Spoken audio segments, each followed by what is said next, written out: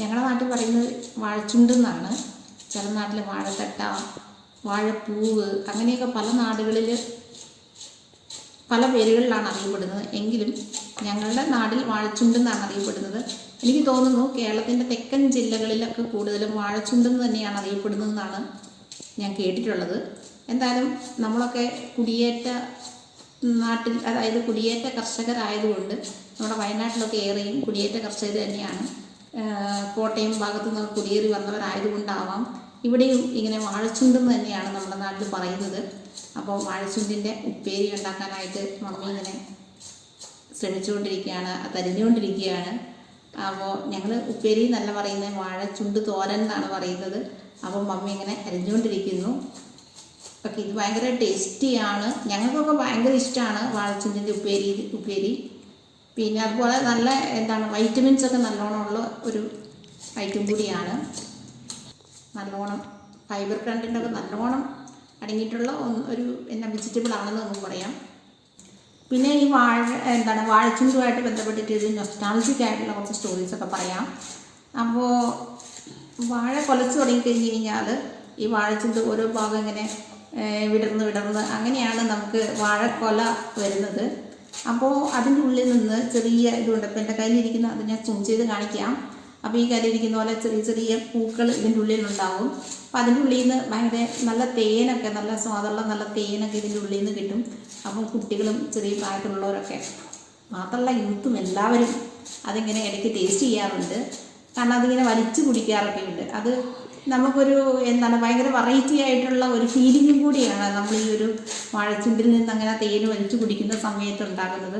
നമുക്ക് അധികം തേനൊന്നും കിട്ടുന്നില്ലെങ്കിൽ പോലും വളരെ കുറച്ച് നാച്ചുറലായിട്ടുള്ള തേനാണ് കിട്ടുന്നത്. പക്ഷെ എന്നാലും അത് ഭയങ്കര ടേസ്റ്റി, അതുപോലെ ഭയങ്കര നൊസ്റ്റാൾജിക് ആയിട്ടുള്ള, ഇപ്പം നമുക്കത് ഭയങ്കര നൊസ്റ്റാൾജിക് ആയിട്ടുള്ളൊരു കാര്യം കൂടിയാണ് ഇതിനുള്ളിൽ നിന്ന് ഇങ്ങനെ തേൻ വലിച്ചു കുടിക്കുന്നത്. നിങ്ങളുടെ ഇപ്പോഴോ അല്ലെങ്കിൽ നിങ്ങളുടെ മുൻപോ കുട്ടിക്കാലത്തൊക്കെ ഇതുപോലെയുള്ള തേനും, അതുപോലെ ചില ഫ്ലവേഴ്സിലൊക്കെ, ചില പൂക്കളിലൊക്കെ ഉണ്ട് ഇതുപോലെ തേനുള്ള പൂക്കളൊക്കെ ഉണ്ട്.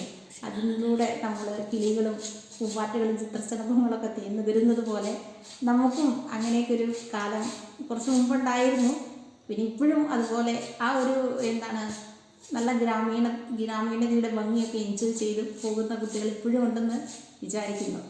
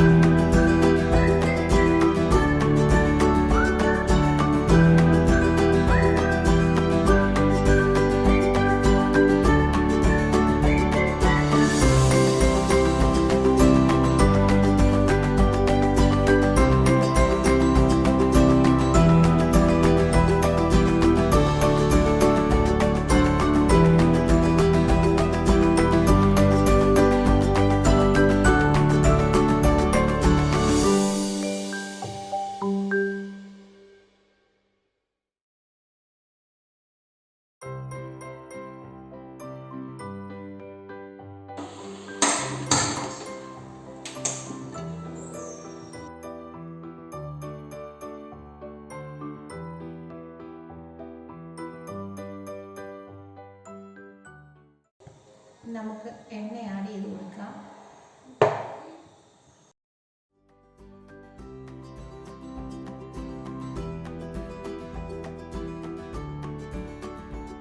എണ്ണയൊക്കെ നമ്മുടെ അടുത്ത് തണുപ്പ് കാരണം നല്ല കട്ടിയായിട്ടാണ് ഉള്ളത്.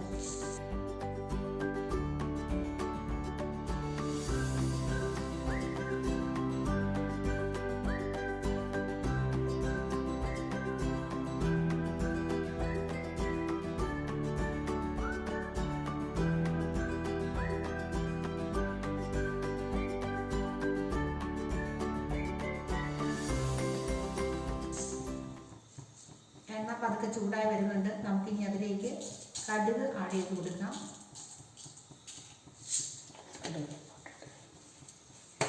ഇനി നമുക്ക് കുറച്ച് സമയം വെയിറ്റ് ചെയ്യാം.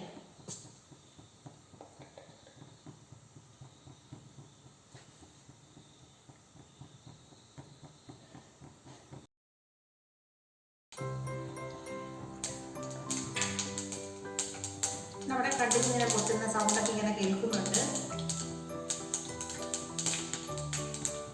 കാണുന്നുണ്ട് ഇതിനകത്ത്.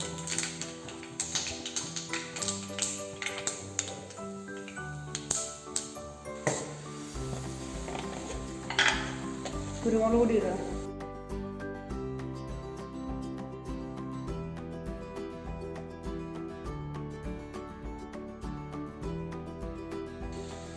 പിന്നെ കുറച്ച് കരിവേപ്പിലയും കൂടെ നമ്മൾ വീണ്ടും ആഡ് ചെയ്യുവാണ്.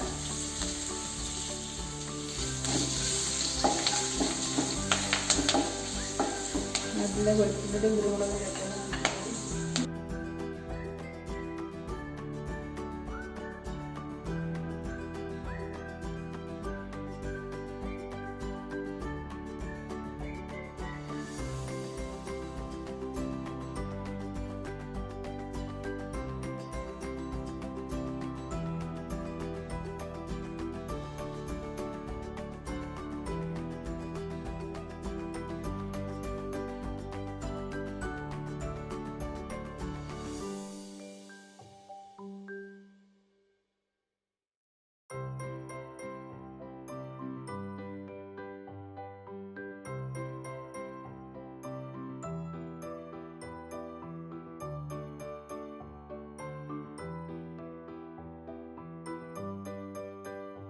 വാഴച്ചുണ്ട് തോരൻ ഇവിടെ റെഡി ആയിട്ടുണ്ട്.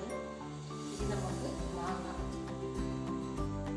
ഗ്യാസ് ഓഫ് ചെയ്തു നമ്മളത് പാത്രത്തിലേക്ക് മാറ്റുന്നത്.